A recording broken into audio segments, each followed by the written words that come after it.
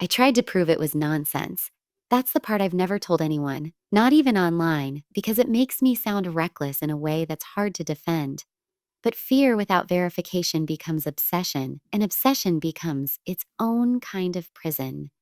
A dispatch mix up earlier, dispatch. Rideshare drivers here don't say dispatch. That's fleet language or something else. My heart rate climbed into my throat. I decided to break the pattern.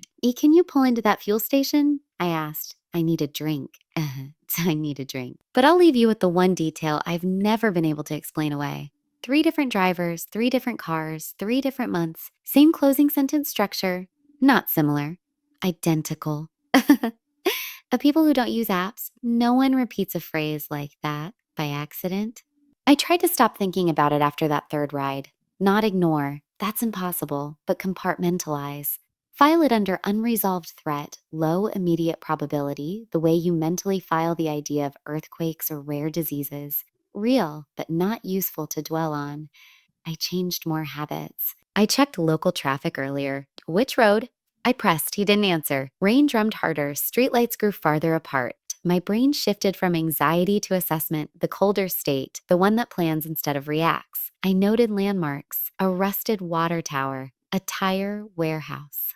This isn't my destination. I know. I'm not getting out at a toll booth. You are if you want to remain unselected. The word rang like struck metal. He reached forward and unlocked the doors. Click, freedom sound. My body moved before my mind agreed. It started as the most ordinary night imaginable. I had stayed late at the office finishing a client migration. I work in data compliance, boring, spreadsheet heavy, soul slowing work. The system shows more than passengers think. I didn't know if that was true. I still don't. We stopped at a red light under an overpass. The concrete pillars were covered in layered graffiti. No other cars waited with us. He turned the music volume down slightly. Then he spoke again.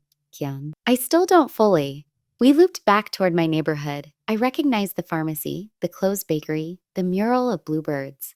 Relief mixed with dread, because safety arriving too late still feels dangerous. He pulled up outside my building. Trip complete. Doors unlocked with a soft click. I turned off lock screen notifications after that, not just for ride apps, for everything. Silence started feeling safer than information, because information meant visibility. And visibility, I'd learned, meant categorization.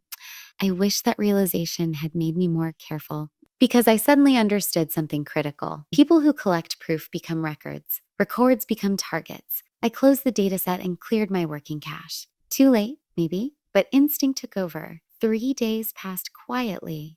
You're tier 5 now, he said. No hesitation, no preamble, direct classification. My hands went cold. What does tier 5 mean to you? I asked. He thought a moment. Interference capable. Capable, not risky, not flagged. Capable, traffic slowed. Red light, crowd crossing. I wish that had been the end of it. One bad ride, one disturbing conversation, one driver with a talent for psychological warfare. That's what I told myself for months. But fear has a way of reopening doors you swear are closed. And sometimes it opens them from the other side. Depends which side you're on. Every alarm bell from the first ride began ringing again. Not loud, but layered. Coincidence exists, but repeated coincidence stops being coincidence. I tested him. What side are you on? I asked. He smiled faintly. At a night. Yours, tonight, yours, tonight, not always.